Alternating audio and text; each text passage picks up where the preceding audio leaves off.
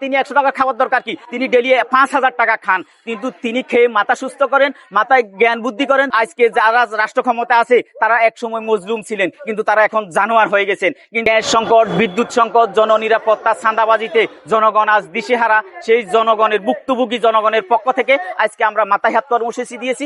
আমরা আশা করি জনগণ, বাংলাদেশের জনগণ দীর্ঘমেয়াদী কোনো অন্যায়, অবিচার, জুলুমকে মেনে নেয় না। বর্তমানে আজকে যারা রাষ্ট্র ক্ষমতা আছে তারা এক সময় মজলুম ছিলেন, কিন্তু তারা এখন জানোয়ার হয়ে গেছেন। কিন্তু এখন বাংলাদেশের মানুষ দীর্ঘমেয়াদী কোনো জানোয়ারকে মেনে নেয় না। বর্তমান সরকার যদি জননিরাপত্তা নিশ্চিত করতে না পারেন, গ্যাস বিদ্যুৎ সংকট সমাধান না করতে পারেন, তাহলে এদের বিরুদ্ধেও জনগণ ফুঁসে উঠবে, রাস্তায় নামবে। জনগণ আর মাথায় হাত দিয়ে থাকবে না।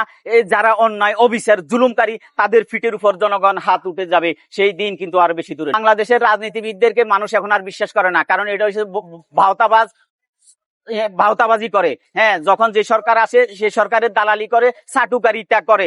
আর আমরা চাই না যে বাংলাদেশের প্রধানমন্ত্রী তিনি বিদ্যুৎ সাশ্রয় করেন। তা কিছুদিন আগে শুনলাম তিনি 100 টাকা খান। তিনি 100 টাকা খাওয়ার দরকার কি? তিনি ডেলি 5000 টাকা খান, কিন্তু তিনি খেয়ে মাথা সুস্থ করেন, মাথায় জ্ঞান বুদ্ধি করেন, যেন জনগণকে শাসন, ভালোভাবে শাসন তিনি দিতে পারেন, জনগণের যেন ন্যায্য অধিকার তিনি প্রতিষ্ঠা করতে পারেন। তিনি কিন্তু আমরা কম খাইলে তার বাহাবা দিব সেটা না, তিনি বেশি খাইয়া জনগণকে তিনি নিরাপত্তা দেন। বাংলাদেশের জনগণ সেটাই চায়। তিনি বিদ্যুৎ সাশ্রয় করলে 18 কোটি মানুষের, 20 কোটি মানুষের কি হবে? আমরা চাই তিনি এসি ভিতরে থেকে মাথা ঠান্ডা রেখে, হ্যাঁ, তিনি বাংলাদেশের সকল সংকট তিনি সমাধান করেন। কিন্তু বাংলাদেশে তখন আওয়ামী লীগের সাথে কোটা আন্দোলনের সাথে বৈষম্য বিরোধীদের হয়তো আন্দোলন হয়েছে, তো পুলিশের অপরাধটা কি? তখন পুলিশ তো যখনই যে সরকার থাকে সেই সরকারের ফরমাইশি ভূমিকা পালন করে। তখন আওয়ামী লীগের ফরমাইশি ভূমিকা পালন করছিল, এখন বিএনপির পুলিশ ফরমাইশি ভূমিকা পালন করছে। তাহলে পুলিশ যারা আহত হয়েছে, নিহত হয়েছে, তাদেরও ন্যায় বিচার পাওয়ার অধিকার আছে। কিন্তু গত 6 মাসে